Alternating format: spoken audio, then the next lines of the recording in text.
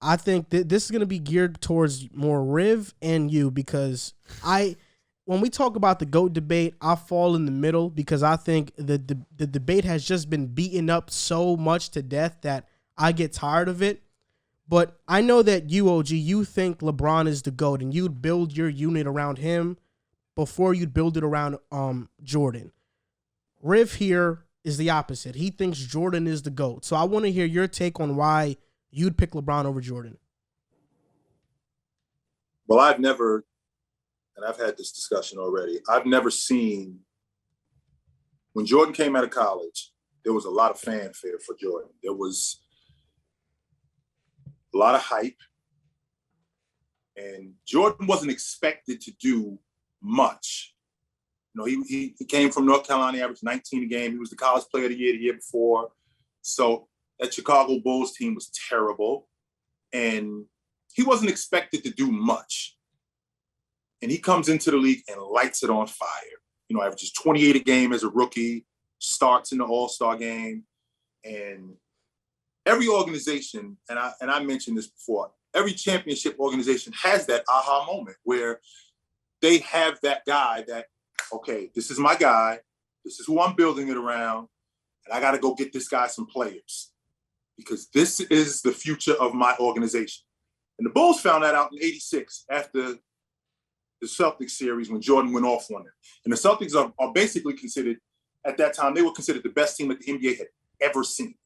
So with that being said, the Bulls became the model of consistency where Jordan had Paxson for 8 years. He had Horace Grant and Scottie Pippen for 6 years. He had Bill Cartwright for 5 years. He had B.J. Armstrong for 4 years. So it's obvious that the Bulls were serious about not just winning, but about building it around him and giving him that environment of consistency.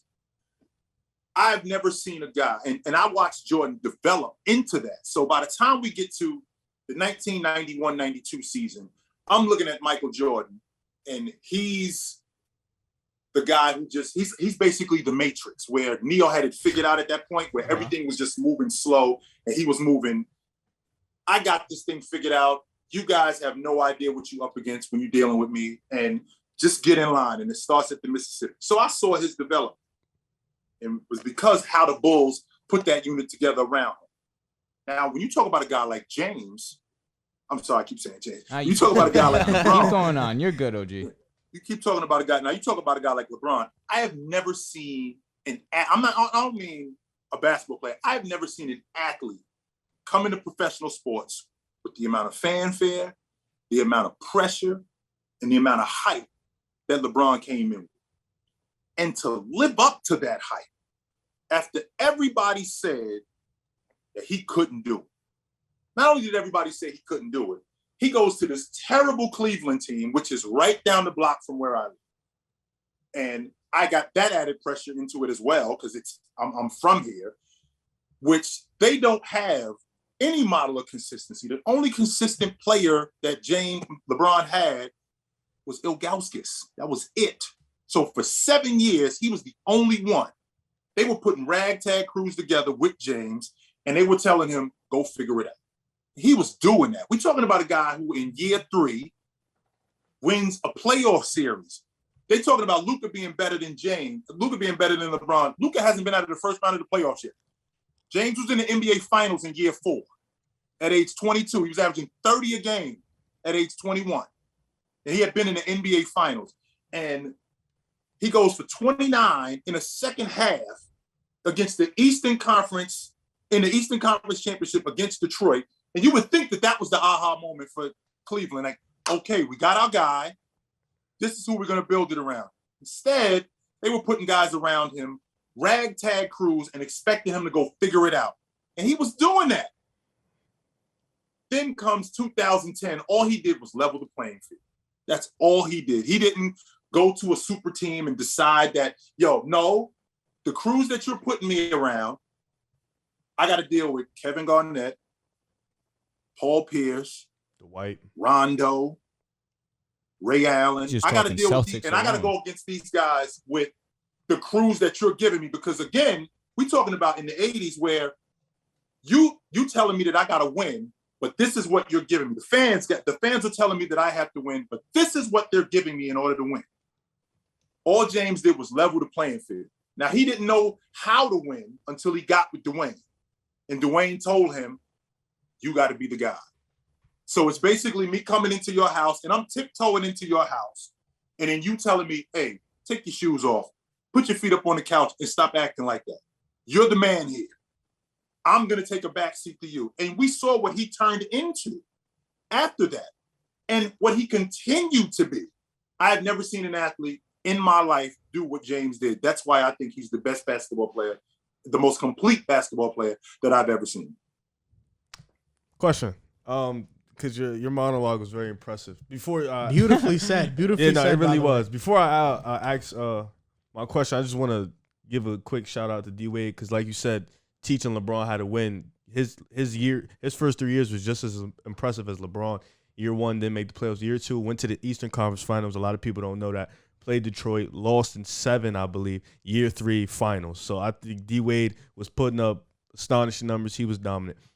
Yeah, Shaq, though. Don't leave that out. No, Shaq did the same thing that D-Wade did to LeBron. He told him that this is your team, and I'm gonna ride on your bus, which goes to my question. You don't think, having a guy in D-Wade, teaching LeBron how to win, and I don't think we can say MJ ever had a person who taught him how to win championships. He kind of just had to figure it out in game. You don't think that plays a factor into his development? That's debatable.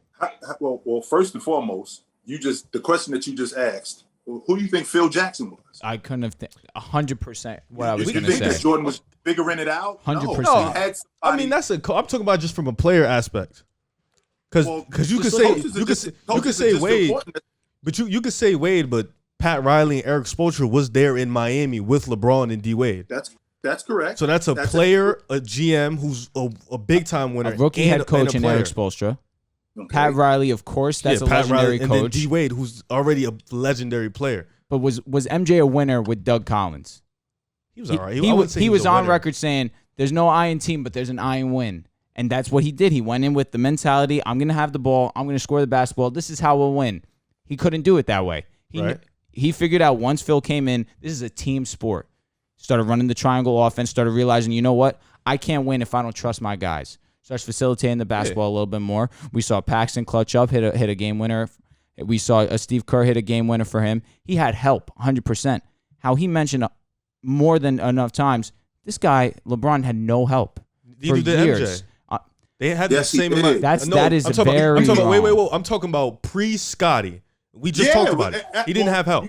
Do you think LeBron would have been able to stay in Cleveland his entire career?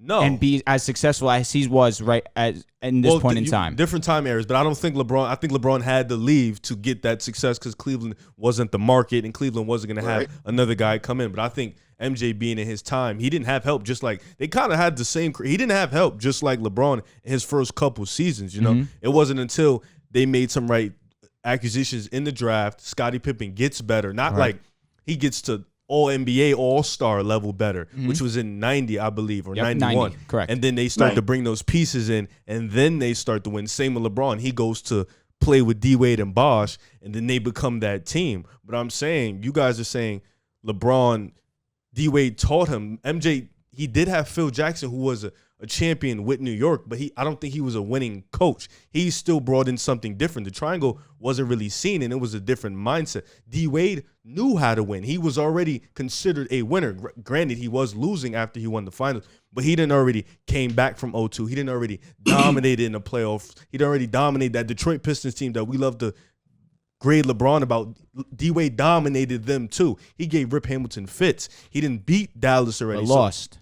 He did lose. LeBron beat him with no one. LeBron did not beat them. The Pistons, yes, he did. Thank you. He did beat him. When he scored the last 25 points. But I'm saying D-Wade already was a winner. So he already injected that winning mentality. How much was that, OG? 29. He didn't already injected that winning mentality. MJ didn't have a player to inject that winning mentality, and he had a coach that was bringing something new. Well, I think you're missing the point, my man. And the point is that unit from the beginning was built around Jordan. So he grew with those guys.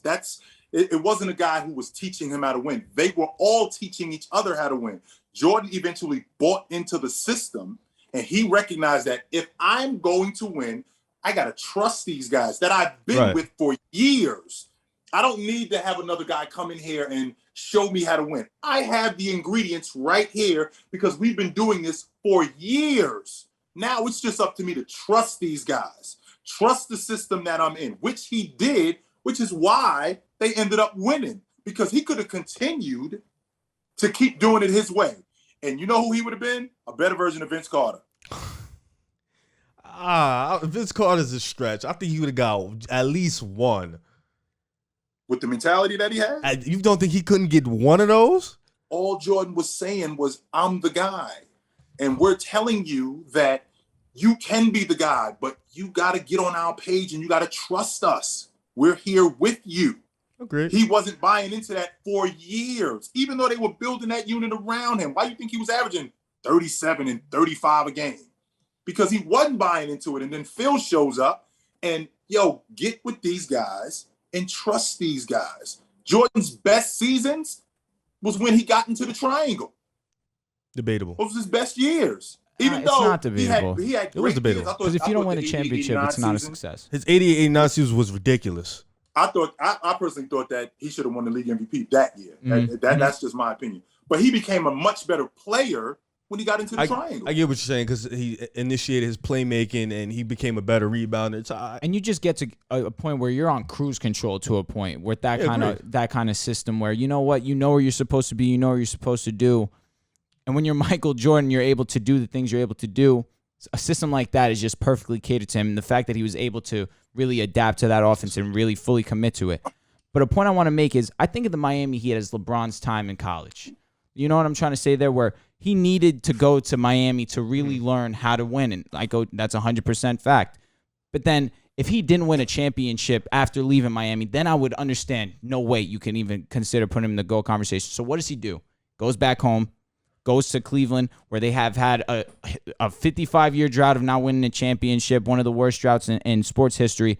Goes to Cleveland, where they've been known historically for being a city of losers. Right. Comes in, has the first 3-1 comeback in finals history, does it averaging in the last 3 games over 40 points, has probably the greatest defensive play of all time, and this is against the greatest team in regular season history. Right. And then on top of that, he leaves and goes to another franchise and wins another championship. Becoming the first player ever to have 3 finals MVPs with 3 different teams. And the fact that he's able to be this all-around player where if he was a score-first guy, he would put up the scoring numbers that Michael was putting up. But the fact that he's a facilitator, he's averaging 28, 7, and 7 his entire career. If he wasn't the facilitator, he'd probably be averaging 30 to 35 points every single season. There's no doubt in my mind. Well, because when it comes to MJ and LeBron, realistically, their numbers are kind of, if you really look at them from the overall standpoint, they're identical. Like you said, LeBron was 27, 8, and 8. I think MJ is about 36 and 5. So their numbers are identical. You look at, like you said, LeBron in the championships coming back from 3-1. MJ, he did his things in 91, dominated the Lakers. He saw Portland, he dominated them. Phoenix, he put up 40 a game. I think he averaged 41, 11, and 8, I believe. He just completely dominated them, showed off his playmaking. Same 96, they just ran the table, beat Supersonics. So I think with these two guys, it just comes. Obviously, LeBron does what he does, and he's a special player. He's the greatest all-around player of all time. I would never take that away from him. That's not a debate. Yep. But when you're talking about greatest of all time, I think you have to look at, obviously, what they accomplished in their era, how they dominated in their era. And I just think with Michael Jordan, he was just so much dominant in his era, in the statistical numbers, in winning, in the eye test.